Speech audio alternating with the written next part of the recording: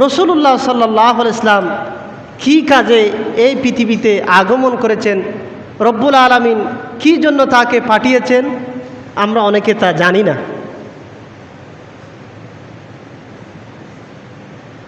আল্লাহ পাক রব্বুল আলামিন তার রসুলকে এই পৃথিবীর মধ্যে পাঠিয়েছেন সমস্ত শিরিক থেকে, জুলুম থেকে মানব জাতিকে সঠিক পথে আনার জন্য। আল্লাহ পাক রব্বুল আলামিন যুগে যুগে পৃথিবীর মধ্যে রসুলদেরকে প্রেরণ করেছেন। বড় করে বলি সুবহানাল্লাহ।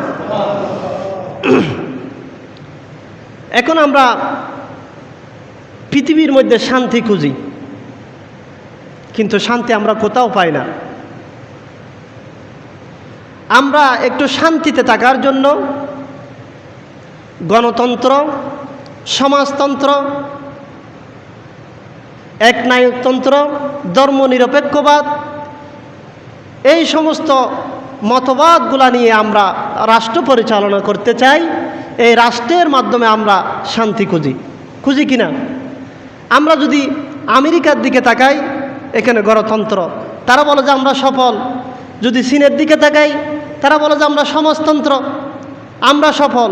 কিন্তু প্রকৃতপক্ষে দেখা যায় যে সবচাইতে যেই জায়গার মধ্যে তারা সফল মনে করে আমেরিকা, ওখানেই খুন খারাপি 24 ঘন্টা লেগে থাকে, ঠিক কিনা?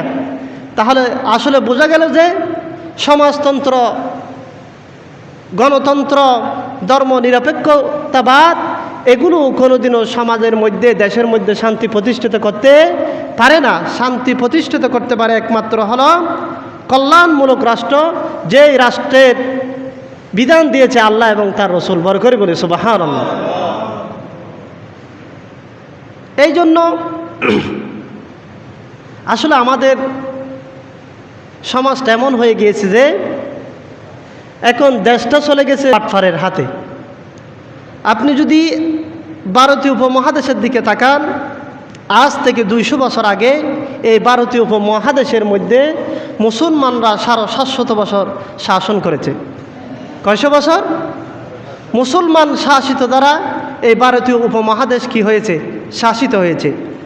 আজ মুসলমানরা তাদের মূল লক্ষ্যের মধ্যে না থাকার কারণে তাদেরকে ক্ষমতা থেকে আল্লাহ পাক রব্বুল আলামিন বিতাড়িত করে দিয়েছেন। এই জন্য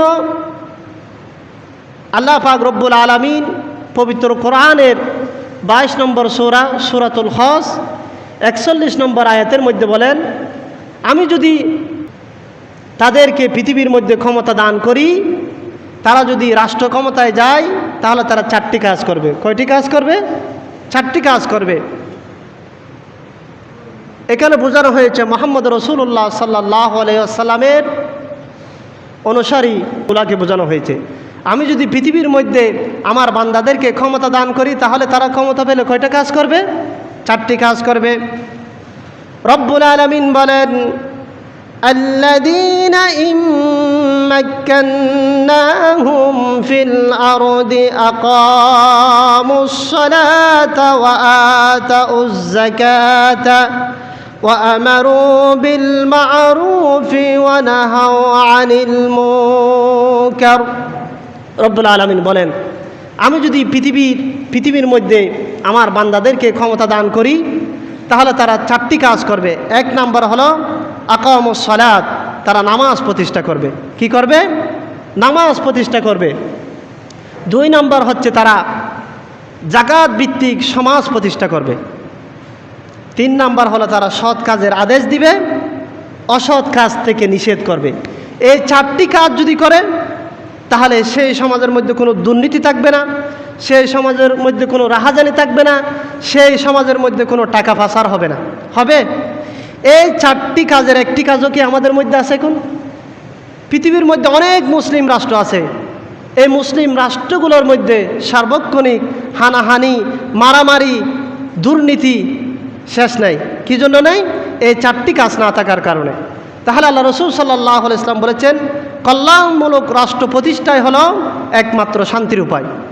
আল্লাহ পাক রব্বুল আলামিন বলেন, তাহলে তোমরা যদি আমার বান্দাদেরকে যদি আমি ক্ষমতা দিই, তাহলে তারা কি করবে? 1 নম্বরে নামাজ প্রতিষ্ঠা করবে, 2 নম্বরে যাকাত ভিত্তিক সমাজ প্রতিষ্ঠা করবে। তাহলে কেন এই 4টি কাজ করলে কেন কি হবে না? সমাজের মধ্যে কোনো দুর্নীতি হবে না, কোনো রাহাজানি হবে না। এটার কারণ হচ্ছে মানুষ যতগুলো খুন খারাপি করে থাকে তার পিছনের কারণ যদি আপনি খুঁজতে যান, অর্থনৈতিক কারণ রয়েছে। কি কারণ রয়েছে? অর্থনৈতিক।